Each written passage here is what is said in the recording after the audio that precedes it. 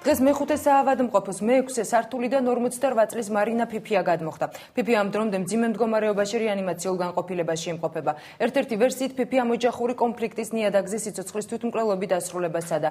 მეორე ვერსიად კი მეხუთე საავადმყოფოში კომისიის შესვლას ახელდება. მარინა ფიფია მეხუთე საავადმყოფოს პოლიკლინიკური განყოფილების ექიმი ლაბორანტია. 48 წლის მარინა ფიფია მეხუთე საავადმყოფოს პოლიკლინიკური გაერთიანების შენობის მე-6 სართულიდან დღის პირველი საათისთვის გადმოხდა. ფიფია მძიმე მდგომარეობაში რეანიმაციულ განყოფილებაშია მოთავსებული. ექიმების თქმით, მისი მდგომარეობა სტაბილურია. მარინა ფიფია მეხუთე საავადმყოფოს პოლიკლინიკური განყოფილების ექიმი ლაბორანტია. ამჟამად პაციენტის მდგომარეობა დამაკმაყოფილებელია, კონსულტირებულია ყველა სპეციალისტის მიერ. იმყოფება დაკვირვების ქვეშ.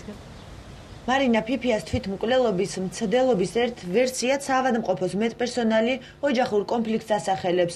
არსებობს მეორე ვერსიაც. საავადმყოფოში კომპლექსური შემოწმება მიმდინარეობს, რამოდენიმე უწყება ერთდროულად არკვევს კლინიკაში არსებულ ვითარებას, მათ შორის ფინანსურ საკითხებს. დღესვე ცნობილი ხდება, რომ რამდენიმე კვირაა საავადმყოფოს მეტპერსონალსა და ხელმძღვანელობას შორის დაპირისპირების გამო 19 თანამშრომელი მუშაობაზე უარს აცხადებს და დირექტორის გათავისუფლებას ითხოვს. დირექტორი დარწმუნებულია, რომ შემოწმება კლინიკაში მათთან დაპირისპირებული ექიმების საჩივრების საფუძველზე დაიწყეს.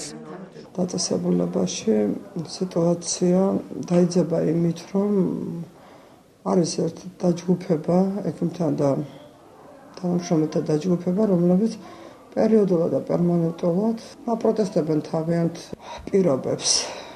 მეტპერსონალი, რომელიც პროტესტის გამო სამსახურში არ დადის, სატელევიზიო კომენტარზე უარს აცხადებს.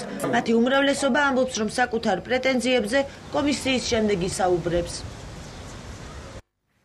სამედიცინო უნივერსიტეტის სტუდენტები რეზიდენტურაში სწავლის გაგრძელებას ითხოვენ. პრობლემის მოსაგვარებლად კი ჯანდაცვის სამინისტროს მიმართეს. სტუდენტებს ერთიანი გამოცდა უკვე ჩაბარებული აქვთ, რის შემდეგაც რეზიდენტის მაძიებლის დიპლომი გადაეცათ. ასევე გაირკვა, რომ სწავლის გასაგრძელებლად მათ კონკურსის გავლა მოუწევთ. სტუდენტების თქმით, უნივერსიტეტში კვოტები ჯანდაცვის სამინისტროს მიერ კლინიკებისთვის აკრედიტაციის დაუმტკიცებლობის გამო შემცირდა.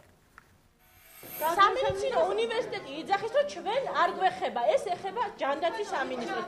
პრეზიდენტი გაგცემს პასუხს, მე მივალ და ვეთქვი, მე დარწმუნებული ვარ, რომ ამას იტყვის მიხეილ სააკაშვილი, რომ თქვენ არ ინერვიულობთ, თქვენი ადგილები გამოინახება, იმიტომ რომ ეს რეფორმა ჩვენ კანონით არ გვეხება. პრეზიდენტთან წერილის გაგზავნის შემდეგ სამედიცინო უნივერსიტეტის კურსდამთავრებულებმა რეზიდენტურაში სწავლის გაგრძელებასთან დაკავშირებით შექმნილი პრობლემის მოსაგვარებლად ჯანდაცვის სამინისტროს მიაკითხეს.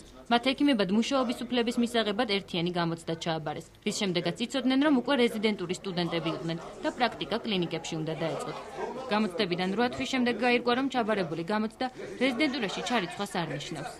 მაშინ ჯერ რატო არ ჩაატარეთ საავადმყოფოების აკრედიტაცია და იმის მიხედვით რატო არ გასაგებთ კონკურსი? ჯანდაცვის სამინისტროს ბრძანებით რეზიდენტებს პრაქტიკის გავლა მხოლოდ აკრედიტებულ კლინიკებში შეუძლიათ. აკრედიტებული კლინიკების რაოდენობა კი რეზიდენტებისთვის საკმარისი არ არის. მათ სამედიცინო უნივერსიტეტის ხელმძღვანელი დამატებითი კონკურსის გავლას თავაზობს. ველოდებოდი სწავლის დაწყება, სწავლა არ დაიწყო 1 წლის განმავლობაში. მიზეზი ის იყო, რომ კლინიკებმა ვერ გაიარეს აკრედიტაცია. მე პირადად დავუსვი 4-4 შეკითხვა.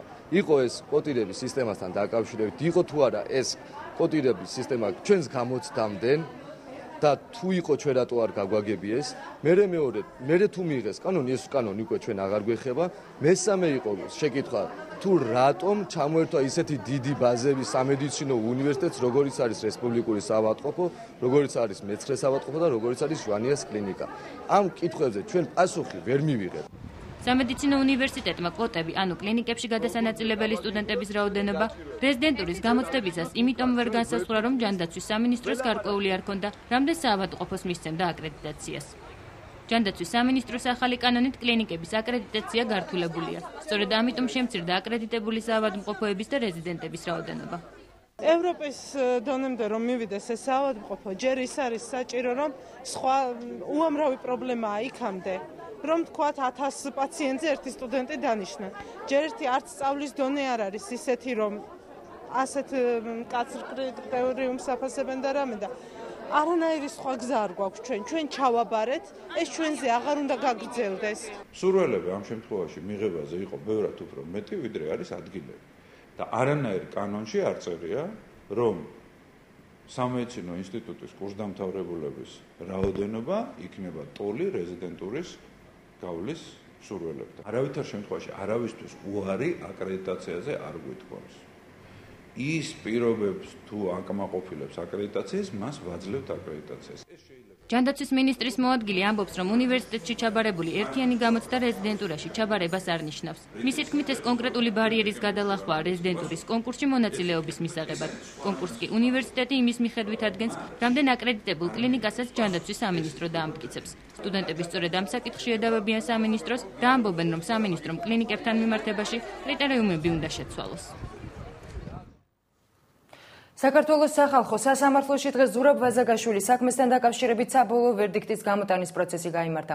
სასამართლოზე ნაფიზ მსაჯულთა კოლეგიამ ერთხმად მიიღო ვერდიქტი, რომლის მიხედვით მიჩნეულია, რომ ზურაბ ვაზაგაშვილის მკვლელობის საქმეში საქართველოს ხელისუფლებამ ადამიანის უფლებათა და ძირითად თავისუფლებათა დაცვის კონვენციის მეორე, მესამე, მეექვსე, მე-13 მუხლებისა და კონვენციის დამატებითი ოქმის პირველი მუხლის მოთხოვნები დაარღვია.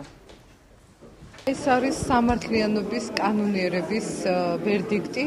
ეს არის ის, რაცაც ითხოვს ჩვენი საზოგადოება და ხალხი, ითხოვს დამოუკიდებელი სამართლიანი გადაწყვეტილების მიღებას და როდესაც სასამართლო ორგანო, როგორც ერთ-ერთი მთავარი ინსტიტუტი, ხდება პოლიტიკური დაწესებულება და ხდება იარაღი ხელისუფლების ხელში, ხალხი იწყებს საკუთარი სამართლის ამოქმედებას და ალტერნატიული ორგანოს ძებნას, ამიტომ ეს პირველი პრეცედენტული გადაწყვეტილება ვაზაგაშვილის საქმეზე არის მაგალითი, როგორი უნდა იყოს სამართლიანი გადაწყვეტილება. ვფიქრობ, რომ დასკვნა არის ობიექტური სახალხო სასამართლო განიხილა ჩემი შვილი ზურაბ ვაზაგაშვილის მკვლელობის საქმე ყველას ცნობილია და მოკლე დროში ნამდვილად სერიოზული დასკვნა დაიწერა. ამით აღიარებულ იქნა, რომ ჩემი შვილი მოკლულ იქნა ხელისუფლების მიერ გაზრახ მკვლელობით. თბილისის სააპელაციო სასამართლომ პოლიტპატიმრები შალვა გოგინაშვილისა და ლევან ლოლიაშვილის საქმე განიხილა. ორივე მათგანი 2009 წლის 9 აპრილს უზნაძის ქუჩაზე პოლიციელებსა და მომიტინგეებს შორის შეტაკების შედეგად დააკავეს. პროცესი 7 ივლისამდე გადაიდო. სავარაუდო და პროკურატურა მათთვის 15 წლიან პატიმრობას მოითხოვს. იხილება პოლიტპატიმრების შალვა გოგინაშვილისა და ლოლიაშვილის სისხლის სამართლის საქმე. ეს ეხება ფურცელაძეს ქუჩაზე მომხდარ მომიტინგეებსა და ეგრეთ წოდებულ პოლიციელებს შორის შეტაკებას. დაცვის მხარე მიაღწია იმას, რომ გამოცხადდნენ სასამართლო სამედიცინო ექსპერტები და სხვა ექსპერტები, რომელთა მიერ გაცემული დასკვნები არის დაუსაბუთებელი და უკანონო, რასაც ჩვენ დავადასტურებთ სასამართლოზე და ასევე შესაბამისად მოვითხოვთ და დავაყენოთ შუამდგომლობას განმეორებითი ექსპერტიზების ჩატარებასთან დაკავშირებით. იმედს ვიქონიოთ, რომ სასამართლო ჩვენს მოთხოვნებს დააკმაყოფილებს. საქართველოში იდეონება თავისუფალი აზრი, საქართველოში იდეონება თავისუფალი სიტყვა, განსხვავებული აზრი. ამის ერთ-ერთი მაგალითია შალვა გოგინაშვილის და ლევან ლოლიაშვილის პატიმრობა, როგორც ლევან გოგიჩაიშვილის და გიორგი ალხაზიშვილის, ეს ჩემი მეგობრები, რომლებიც დღეს ციხეში წვიან განსხვავებული აზრის გამო და საკუთარი პროტესტის გამოხატვის გამო არიან სააკაშვილის პირადი პატიმრები, მისი ავანწიურის სტული გადაწყვეტილების გამო არიან ეს ადამიანები დაკავებულები და ჩვენ მოვითხოვთ, რა თქმა უნდა, როგორც ჩვენი მეგობრების, ასევე ყველა უკანონო და პოლიტიკური პარტნიორის განთავისუფლებას. კიდევ ერთი დაანგრეული სახლი თბილისში, ასკანის ქუჩის 4-ში მცხოვრები 3 ოჯახი ღია ცის ქვეშ დარჩა. ისინი დახმარებას ზოლი თბილისის გამგეობას თხოვენ. დეტალები ალეკო გეთიაშვილის სიუჟეტში. ასკანის ნომერ 4-ში მდებარე კერძო სახლი, სადაც 3 ოჯახი ცხოვრობს, რამდენიმე წელია ავარიულ მდგომარეობაში. სახლმა ნგრევა რამდენიმე დღის წინ დაიწყო. დაანგრეულია სახლის საყრდენი კედელი, ჩამონგრეულია ჭერი. მეპატრონეებს ავარიულ სახლში ღამის გათევის ეშინიათ და 3 ღამეა ღია ცის ქვეშ, მათივე ხელით გაკეთებულ კარავში ცხოვრობენ. მაესტროსთან საუბარში მეპატრონეები აცხადებენ, რომ სახლის დანგრევის შემთხვევაში ახლოს მდებარე ავარიული სახლების დაზიანდება. ჩვენ ვართ ძალიან გაჭირვებული მდგომარეობაში. გადმოინგრა კედლები, ჩამოიშალა ყველაფერი. ყველაფერს მე შიგნით დამენძვრა და დავჭი მე ყველაფრის გარეშე და აღმოჩნდით ქუჩაში. საფრთხეს უქმნის ყველა მაცხოვრებელს და ასკანის პირველი ჩიხის 2 ნომერში რომ გადაინგრევა საერთოდ ამოხოცავს იმ ხალხს. მეტი წასასვლელი ჩვენ არ გოგვეჩნია და გადმოვედით და ვართ აქ ღია ცის ქვეშ. სუხელი წვიმა რო იყო, აქიდანაც წვიმდა, იქიდანაც წვიმდა. როდემდე უნდა ვიყოთ ესე? დაზარალებული ეთერ გეორგიევი ყვება, რომ მან ქალაქის მერს გიგი უგულავას და ძველი თბილისის გამგეობას დახმარების თხოვნით არაერთხელ მიმართა, თუმცა უშედეგოდ. ძველი თბილისის გამგეობა მათ ქირით გაყვანას თავაზობს. რაზეც დაზარალებულები თანახმანი არიან იმ პირობით, რომ გამგეობა შემდგომში მათ ბინით უზრუნველყოფს. ძველი თბილისის გამგებლის დავით ავალიანის განმარტებით სახლი ავარიულია და იქ ცხოვრება არ შეიძლება. თუმცა მისივე თქმით, საცხოვრებელი ბინით უზრუნველყოფა გამგეობის კომპეტენციაში არ შედის. ჩვენ ეს სახლი ნახეთ ჯერ კიდევ შარშა ზაფხულში და ჩვენ მოქალაქეებს წერილობით ვაცნობთ, რომ აღნიშნულ სახლში ცხოვრება არის მათი სიცოცხლისათვის ჯანმრთელობისთვის საშიში და გამგეობას თავაზობდა მათ ქირით გაყვანას. ქირით გაყვანაზე ჯერჯერობით მოსახლეობა თავს იკავებს. მოსახლეობა თუ თანხმობას განაცხადებს, დაწერენ განცხადებას, რომ ისინი მათ სურთ, რომ გამგეობა მათ ქირით გადაუხადოს სანაცვლო ბინაზე, მეორე დღიდანვე ამას ჩვენ განვახორციელებთ.